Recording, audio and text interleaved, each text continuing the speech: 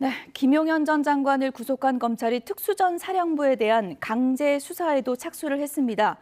그간 논란이던 내란죄 수사권을 인정을 받은 만큼 정점에선 윤석열 대통령 수사에도 속도를 낼 것으로 보입니다. 취재기자 연결돼 있습니다. 김철희 기자.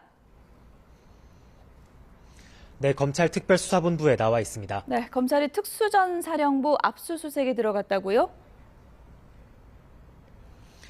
네, 특별수사본부는 오늘 내란 사건과 관련해 육군 특수전 사령부를 압수수색하고 있습니다. 특수전 사령부는 지난 3일 비상계엄 사태 당시 국회에 투입됐던 부대인데요. 그제 곽종근 특수전 사령관을 참고인 신분으로 불러 14시간가량 고강도 조사를 진행한 검찰이 특수전 사령부에 대해서도 강제 수사에 나선 겁니다. 이와 함께 검찰은 국군 방첩사령부에 대해서도 사흘째 압수수색을 이어가고 있습니다. 앞서 검찰은 여인영 국군 방첩사령관을 피의자 신분으로 불러 조사하기도 했는데요. 연이은 압수수색과 피의자 소환을 통해 계엄 당시 군에 어떤 지시가 있었고 실제 어떻게 실행됐는지 등을 들여다보고 있는 것으로 풀이됩니다.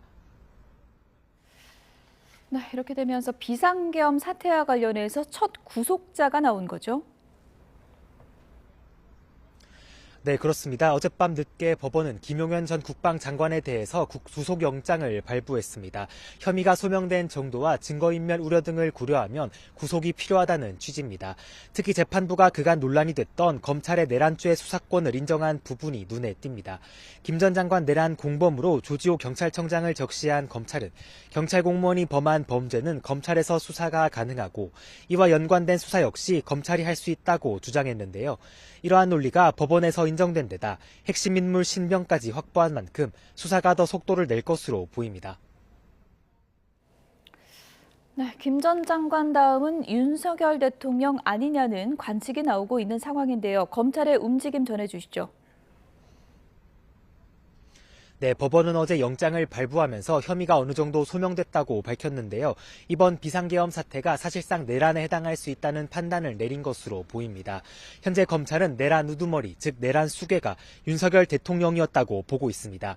결국 대통령이 내란 수사의 최종 목표일 수밖에 없는 건데요. 김 전 장관도 계엄 포고령을 윤 대통령에게 직접 수정받았다는 취지의 진술을 한 것으로 알려졌습니다.